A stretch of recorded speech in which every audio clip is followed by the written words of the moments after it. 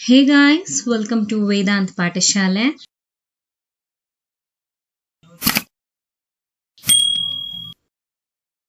ನಮ್ಮ Telegram group ಅನ್ನ ನೀವು ಜಾಯಿನ್ ಆಗಿಲ್ಲ ಅಂತ ಇದ್ದಲ್ಲಿ ಈಗಲೇ ಜಾಯಿನ್ ಆಗಿ. ನಾನು ನಿಮಗೆ ಇದರ ಲಿಂಕ್ ಅನ್ನ ಡಿಸ್ಕ್ರಿಪ್ಷನ್ ಅಲ್ಲಿ ಕೊಟ್ಟಿರ್ತೀನಿ. ಇಲ್ಲಿ ನಾನು PSI ಹಾಗೂ KS ಪರೀಕ್ಷೆಗಳಿಗೆ ಉಪಯೋಗ ಆಗುವಂತ ಮಾಹಿತಿಗಳನ್ನ ನಿಮ್ಮೊಂದಿಗೆ ಶೇರ್ ಮಾಡ್ತಾ ಹೋಗ್ತೀನಿ.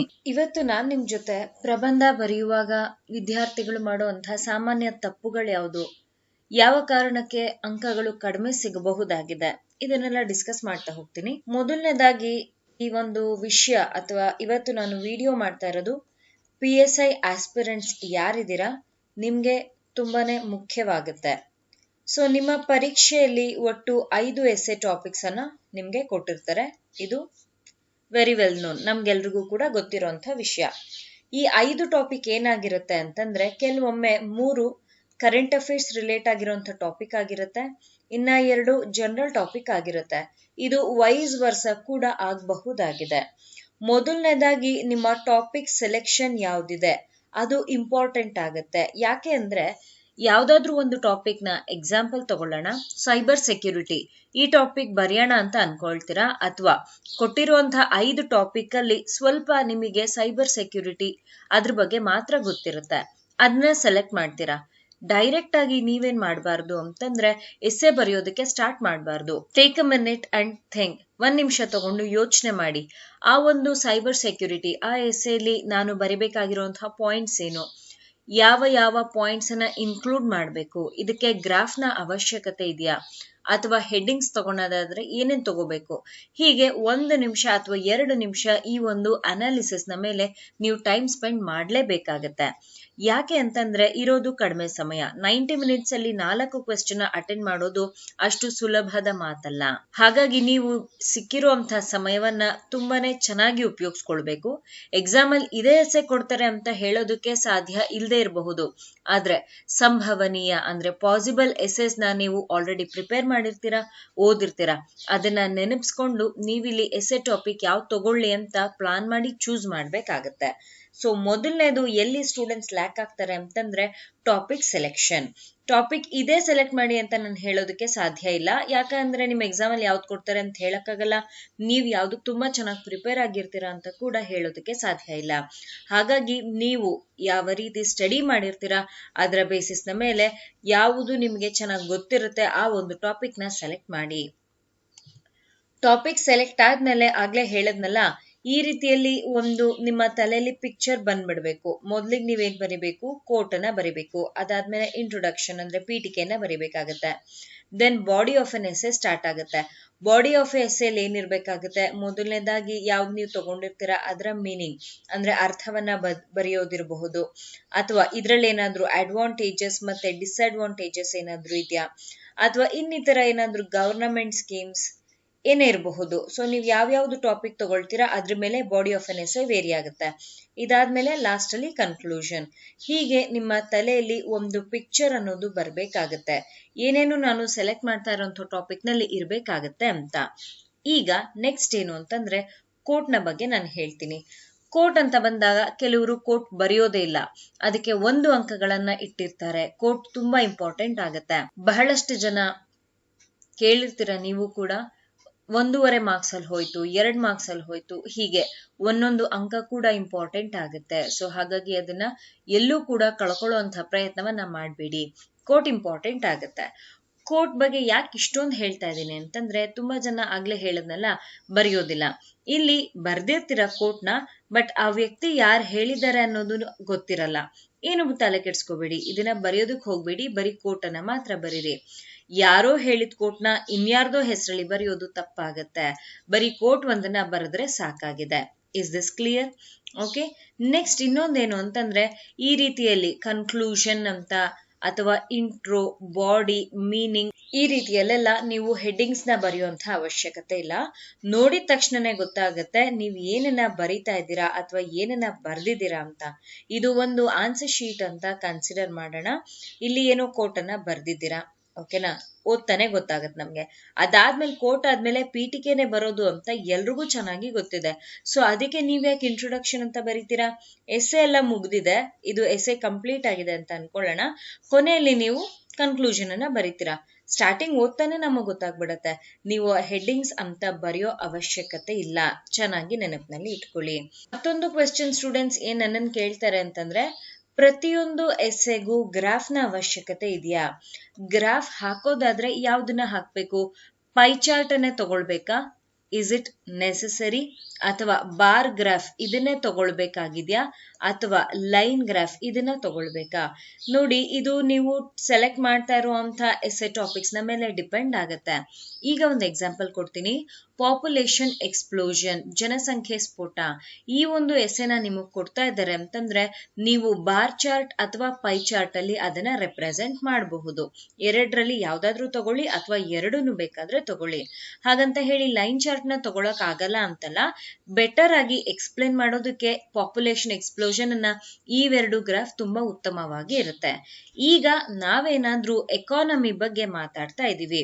ಎಕಾನಮಿ ಬಗ್ಗೆ ಮಾತಾಡ್ತಾ ಇದೀವಿ ಅಂತಂದಾಗ ನೀವು ಬಾರ್ ಗ್ರಾಫ್ ನ ಬಳಸಬಹುದು ಅಥವಾ ಲೈನ್ ಚಾರ್ಟ್ ನ ಬಳಸಬಹುದು. ಯಾಕೆ ಪೈ ಚಾರ್ಟ್ ಬೇಡ ಅಂತ ಅಂದ್ರೆ ಇಲ್ಲಿ ಎಕ್ಸ್ಪ್ಲೇನ್ ಮಾಡೋದಕ್ಕೆ ಬಹಳಷ್ಟಿರುತ್ತೆ. ಸೊ ಒಂದ್ರ ಪಕ್ಕ ಒಂದು ಈ ರೀತಿಯಲ್ಲಿ ಹತ್ತತ್ರಕ್ಕೆ ಬರ್ದಾಗ ನೀವು ಹೇಳೋದಕ್ಕೆ ಸುಲಭವಾಗುತ್ತೆ.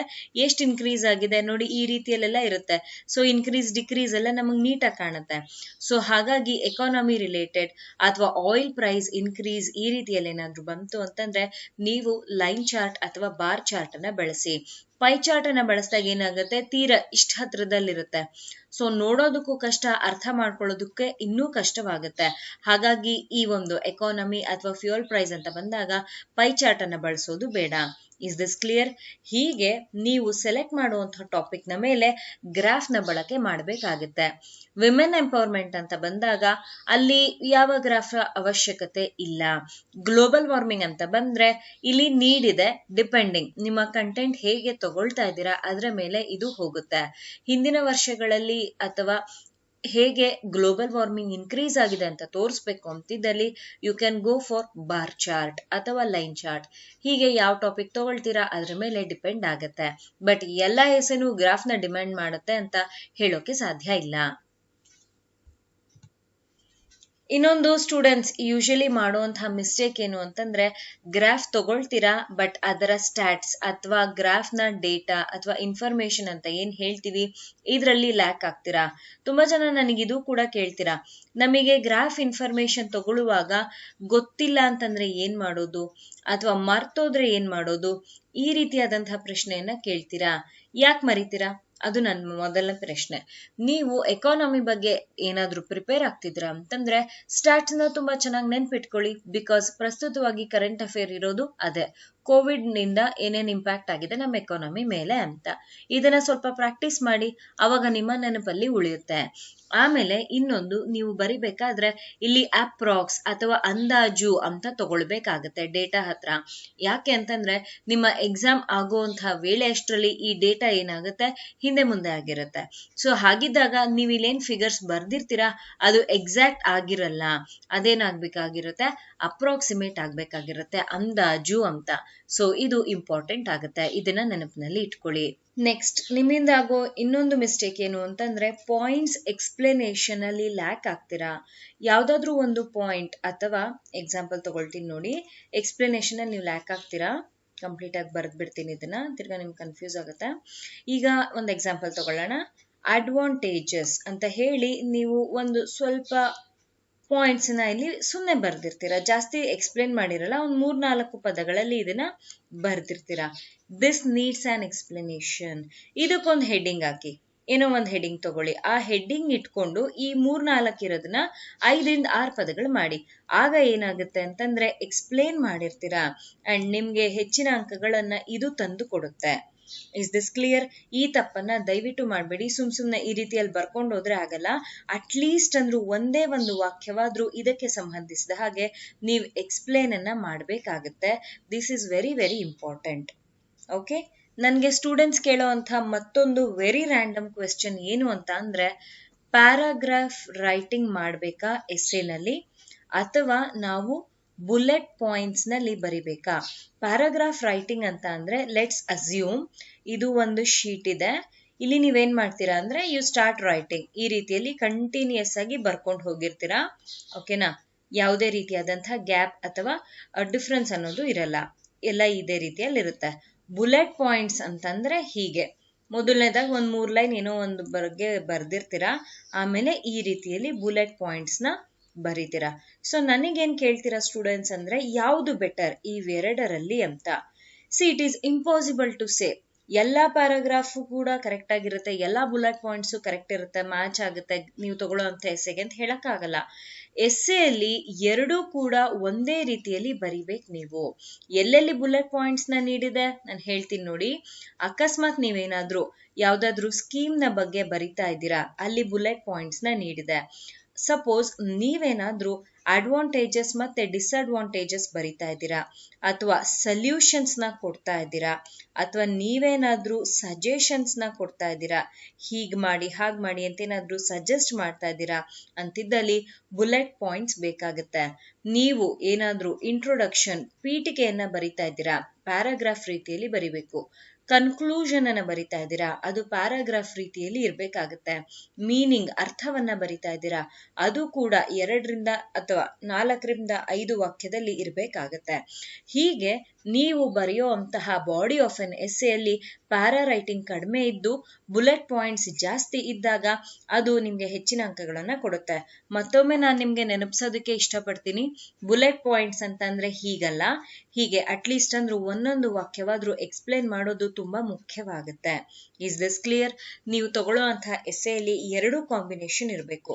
ಪ್ಯಾರಾಗ್ರಾಫ್ ಕೂಡ ಇರಬೇಕು, ಬುಲೆಟ್ ಪಾಯಿಂಟ್ಸ್ ಕೂಡ ಇರಬೇಕಾಗುತ್ತೆ.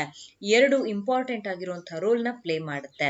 ನೀವೇನಾದ್ರೂ PSI ಬಿಗಿನರ್ ಇದ್ದೀರಾ ಹಾಗೂ ನಿಮ್ಗೆ ಟ್ರಾನ್ಸ್ಲೇಷನ್ ಪ್ರಿಸಿ ರೈಟಿಂಗ್ ಎಸ್ಸೆ ಇದ್ರ ಬಗ್ಗೆ ಐಡಿಯಾ ಇಲ್ಲ, ಇದ್ರ ಬಗ್ಗೆ ಇನ್ನಷ್ಟು ಕಲ್ತ್ಕೋಬೇಕು ಡೌಟ್ಸ್ ಇದೆ ಅಂತ ಇದ್ದಲ್ಲಿ ಇಲ್ಲಿ ನಾನು ನಮ್ಮ ವೇದಾಂತ್ ಪಾಠಶಾಲೆ ಕಡೆಯಿಂದ PSI ಪೇಪರ್ 1ಗೆ ಸಂಬಂಧಿಸಿದ ಹಾಗೆ ಬೇಸಿಕ್ ಇಂದ ಈ 3 ಕಾನ್ಸೆಪ್ಟ್ ಅನ್ನ ಹೇಳ್ಕೊಡ್ತಾ ಇದ್ದೀನಿ. ದ ಹಿಂದೂ ಎಡಿಟೋರಿಯಲ್ ಹಾಗೂ ಪ್ರಜಾವಾಣಿ ಸಂಪಾದಕೀಯದಲ್ಲಿ ಬರುವಂತಹ ವಿಷಯಗಳನ್ನ ತಗೊಂಡು ಇಲ್ಲಿ ನಾನು ನಿಮ್ಮ ಜೊತೆ ಚರ್ಚೆಯನ್ನ ಮಾಡ್ತೀನಿ. ಎಸ್ಸೆ ಕ್ಲಾಸಸ್ ನಲ್ಲಿ 2 ಲ್ಯಾಂಗ್ವೇಜ್ ಅಲ್ಲಿ ಎಕ್ಸ್ಪ್ಲನೇಷನ್ ನ ನಿಮ್ಗೆ ಕೊಟ್ಟು 2 ಲ್ಯಾಂಗ್ವೇಜ್ ಅಲ್ಲಿ PDF ನ ಪ್ರೊವೈಡ್ ಮಾಡ್ತಾ ಹೋಗ್ತೀನಿ. If you are interested you can contact me on this number.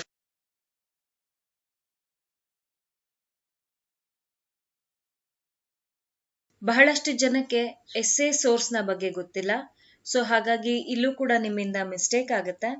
Essay source ನಿಮಗೆ ಎಲ್ಲೆಲ್ಲಿ ಸಿಗುತ್ತೆ ಅಂತಂದ್ರೆ, ಒಂದು ಯೋಜನಾ ಮ್ಯಾಗಝಿನ್ ಅಲ್ಲಿ ನಿಮ್ಗೆ ಗ್ರಾಫ್ ರೆಪ್ರೆಸೆಂಟೇಷನ್ ಇರಬಹುದು, ಪ್ಯಾರಾ ರೈಟಿಂಗ್, ಬುಲೆಟ್ ರೈಟಿಂಗ್ ಪ್ರತಿಯೊಂದು ಕೂಡ ಇದರಲ್ಲಿ ಪ್ರೊವೈಡ್ ಮಾಡಿರ್ತಾರೆ.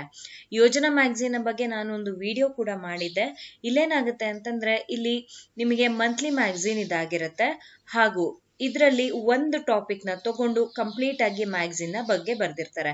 ಎಕ್ಸಾಂಪಲ್ ತಗೊಳ್ತೀನಿ ನೋಡಿ, ಅನ್ಎಂಪ್ಲಾಯ್ಮೆಂಟ್. ಅಕಸ್ಮಾತ್ ಏನಾದ್ರೂ ಆ ಮಂತ್ಲಿ ಮ್ಯಾಗಝಿನ್ ಟಾಪಿಕ್ ಅನ್ಎಂಪ್ಲಾಯ್ಮೆಂಟ್ ಆಗಿರುತ್ತೆ ಅಂತಂದ್ರೆ ಇದ್ರ ಬಗ್ಗಿನ ಕಂಪ್ಲೀಟ್ ಇನ್ಫಾರ್ಮೇಶನ್ ಅಲ್ಲಿ ಇರುತ್ತೆ. ಅಥವಾ ಅಕಸ್ಮಾತ್ ಏನಾದ್ರೂ ಇವರು ಕ್ಲೈಮೇಟ್ ನ ಬಗ್ಗೆ ಒಂದು ಟಾಪಿಕ್ ನ ಬರಿತಾ ಇದ್ದಾರೆ ಅಂತಂದ್ರೆ ಇದರಲ್ಲಿ ಎನ್ವಿರಾನ್ಮೆಂಟ್, ಗ್ಲೋಬಲ್ ವಾರ್ಮಿಂಗ್, ಕ್ಲೈಮೇಟ್, ಹೀಗೆ ಎಲ್ಲಾ ಟಾಪಿಕ್ ಕೂಡ ಕವರ್ ಆಗಿರುತ್ತೆ. ನೀವು ಯೋಜನಾ ಮ್ಯಾಗಝಿನ್ ನ ಮೊದಲನೇದಾಗಿ ರೆಫರ್ ಮಾಡಬಹುದು. ಎರಡನೇದಾಗಿ ಏನಂತಂದ್ರೆ ನ್ಯೂಸ್ ಪೇಪರ್. ಯಾವ ನ್ಯೂಸ್ ಪೇಪರ್? ಪ್ರತಿ ಬಾರಿ ಕೂಡ ನಾನು ಹೇಳ್ತಾನೆ ಇರ್ತೀನಿ, ಒಂದು ದ ಹಿಂದೂ, ಮತ್ತೊಂದು ಕನ್ನಡ ಅಂತ ಬಂದಾಗ ಪ್ರಜಾವಾಣಿ. ಈ 2 ನ್ಯೂಸ್ ಪೇಪರ್ ಕೂಡ ನಿಮ್ಗೆ ಎಸ್ಸೆ ರೈಟಿಂಗ್ ನಲ್ಲಿ ಹೆಲ್ಪ್ ಮಾಡುತ್ತೆ. ಸೋರ್ಸ್ ಎಷ್ಟೊಂದಿರುತ್ತೆ, ಸೋರ್ಸ್ ಅಲ್ಲಿ ಏನ್ ತಗೊಳ್ಬೇಕು ಅನ್ನೋದು ಕೂಡ ಬಹಳಷ್ಟು ಜನರಿಗೆ ಗೊತ್ತಿರೋದಿಲ್ಲ. ನೀವೇನ್ ಮಾಡ್ಬೇಕಾಗತ್ತೆ ಅಂತಂದ್ರೆ ನಾನು ನಿಮ್ಗೆ ಸ್ಟಾರ್ಟಿಂಗ್ ನಲ್ಲೇ ತಿಳಿಸ್ಕೊಟ್ಟೆ. ಸಪೋಸ್ ನೀವು ಸೆಲ್ಫ್ ಸ್ಟಡಿ ಮಾಡ್ತಾ ಇದ್ದೀರಾ ಅಂತ ಇದ್ದಲ್ಲಿ ಸಂಭವನೀಯ ಎಸ್ಸೆ ಟಾಪಿಕ್ಸ್ ಏನೇನ್ ಬರುತ್ತೆ ಅದನ್ನೆಲ್ಲ ಲಿಸ್ಟ್ ಮಾಡ್ಕೊಳ್ಳಿ. ಓಕೆ, ಯಾವ್ಯಾವ್ದು ಎಸ್ಸೆ ಬರಬಹುದಾಗಿದೆ ಅಂತ ಒಂದು ಲಿಸ್ಟ್ ನ ಪ್ರಿಪೇರ್ ಮಾಡ್ಕೊಳ್ಳಿ. ಒಂದೊಂದೇ ಟಾಪಿಕ್ ನ ಸೆಲೆಕ್ಟ್ ಮಾಡಿ, ಯಾವ ಟಾಪಿಕ್ ನ ತಗೊಳ್ತಾ ಇದ್ದೀರಾ ಅದಕ್ಕೆ ಸೂಕ್ತವಾಗಿರುವಂತಹ ಒಂದು ಕೋಟ್ ಅನ್ನ ರೆಡಿ ಮಾಡ್ಕೊಳ್ಳಿ. ಅದಾದ್ಮೇಲೆ ನೀವು ನಿಮ್ಮ ಎಸ್ಸೆಲ್ ಏನೇನ್ ಇರ್ಬೇಕಾಗುತ್ತೆ ಅಂತ ಆಗ್ಲೇ ತಿಳಿಸ್ಕೊಟ್ನಲ್ಲ, ಆ ಲಿಸ್ಟ್ ಅನ್ನ ಪ್ರಿಪೇರ್ ಮಾಡಿ. ಅದಾದ್ಮೇಲೆ ನೀವು ಏನೇನು ಯೋಜನಾ ಮ್ಯಾಗಝಿನ್ ಅಥವಾ ನ್ಯೂಸ್ ಪೇಪರ್ ಇಂದ ಇನ್ಫಾರ್ಮೇಶನ್ ಎಲ್ಲ ಕಲೆಕ್ಟ್ ಮಾಡಿರ್ತೀರಾ ಅದನ್ನ ಎಸ್ಸೆ ಆಗಿ ಕನ್ವರ್ಟ್ ಮಾಡಿ. ಹೇಗೆ ಎಸ್ಸೆ ಆಗಿ ಕನ್ವರ್ಟ್ ಮಾಡಬಹುದು ಮಾಡಬಹುದು ಅಂತಂದ್ರೆ ಕಂಪ್ಲೀಟ್ ಆಗಿ ಇಂಟ್ರೊಡಕ್ಷನ್ ಹಾಗೂ ಕನ್ಕ್ಲೂಷನ್ ಏನಿರುತ್ತೆ ಇದು ನಿಮ್ಮ ಸ್ವಂತ ವಾಕ್ಯಗಳು ಅಥವಾ ಸ್ವಂತ ಪದಗಳಲ್ಲಿ ಇರಬೇಕಾಗಿರುತ್ತೆ. ಬಾಡಿ ಆಫ್ ಎನ್ ಎಸ್ಸೆ ಏನಿರುತ್ತೆ, ನೀವೇನ್ ಇನ್ಫಾರ್ಮೇಶನ್ ಕಲೆಕ್ಟ್ ಮಾಡಿರ್ತೀರಾ ಅದರಲ್ಲಿ ತಗೊಂಡು ನೀವು ಆ ಲಿಸ್ಟ್ ಅಲ್ಲಿ ಏನೇನ್ ವಿಷಯಗಳಿರುತ್ತೆ ಅದ್ರ ಒಳಗಡೆ ಬರ್ಕೊಂಡು ಹೋಗಬಹುದು. ಈ ರೀತಿಯಲ್ಲಿ ನೀವು ನಿಮ್ಮ ಸ್ವಂತವಾಗಿರುವಂತಹ ಎಸ್ಸೆನ ಪ್ರಿಪೇರ್ ಮಾಡಬಹುದು. ನಾನು ಕೂಡ ಎಸ್ಸೆ ಕ್ಲಾಸಸ್ ನ ಆಗ್ಲೇ ತಿಳಿಸಿದ ಹಾಗೆ ನಡೆಸ್ತಾ ಇದ್ದೀನಿ. ಅಲ್ಲೂ ನಾನು ನಿಮ್ಗೆ ಎಕ್ಸ್ಪ್ಲನೇಷನ್ ಕೊಡ್ತೀನಿ, PDF ಕೂಡ ಕೊಡ್ತೀನಿ. ಬಹಳಷ್ಟು ಸ್ಟೂಡೆಂಟ್ಸ್ ಏನ್ ಮಾಡ್ತಾರೆ ಅಂತಂದ್ರೆ ಎಕ್ಸ್ಪ್ಲನೇಷನ್ ಕೇಳಿ ಅವರೇ ಎಸ್ಸೆನ ಬರೆದು ಕಳಿಸ್ತಾರೆ. ಈ ರೀತಿಯಲ್ಲಿ ಮಾಡಿದಾಗ ನಿಮ್ಮ ಸ್ವಂತ ಎಸ್ಸೆ ನಿಮ್ಮ ಕೈಲಿ ಇರುತ್ತೆ. ಆರಾಮಾಗಿ ನೀವು ಆ ಎಸ್ಸೆನ ನಿಮ್ಮ ಪರೀಕ್ಷೆಯಲ್ಲಿ ಬಳಸ್ಕೊಳ್ಬಹುದು. ಬೇರೆ ಬರ್ದಿರುವಂತಹ PDF ಅಥವಾ ಇನ್ನಿತರ ಬುಕ್ ಅನ್ನ ರೆಫರ್ ಮಾಡಿ ಬೇಡ ಅಂತ ನಾನು ಹೇಳೋದಿಲ್ಲ. ಹಿಂದಿನ ಸೆಷನ್ ಅಲ್ಲೂ ನಾನು ಎಸ್ಸೆ ಬಗ್ಗೆ ಡಿಸ್ಕಸ್ ಮಾಡುವಾಗ ಹೇಳಿದ್ದೆ, ರೆಫರ್ ಮಾಡಿ ನಿಮ್ಮ ಪದಗಳಲ್ಲಿ ಬರೀರಿ. ಎಲ್ರು ಕೂಡ ಒಂದೇ ಎಸ್ಸೆ ಬರ್ದಾಗ ಯಾರಿಗೆ ಅಂತ ಮಾರ್ಕ್ಸ್ ಕೊಡಕ್ಕಾಗತ್ತೆ? ಎಷ್ಟು ಅಂತ ಎಲ್ರಿಗೂ ಒಂದೇ ಮಾರ್ಕ್ಸ್ ನ ಕೊಡಕ್ಕಾಗತ್ತೆ ಅಲ್ವಾ? ಹಾಗಾಗಿ ನೀವೇ ಸ್ವಲ್ಪ ನಿಮ್ಮ ಸ್ವಂತ ವಾಕ್ಯಗಳು, ಸ್ವಂತ ಪದಗಳನ್ನ ಬಳಸಿ ಎಸ್ಸೆನ ಪ್ರಿಪೇರ್ ಮಾಡಿ.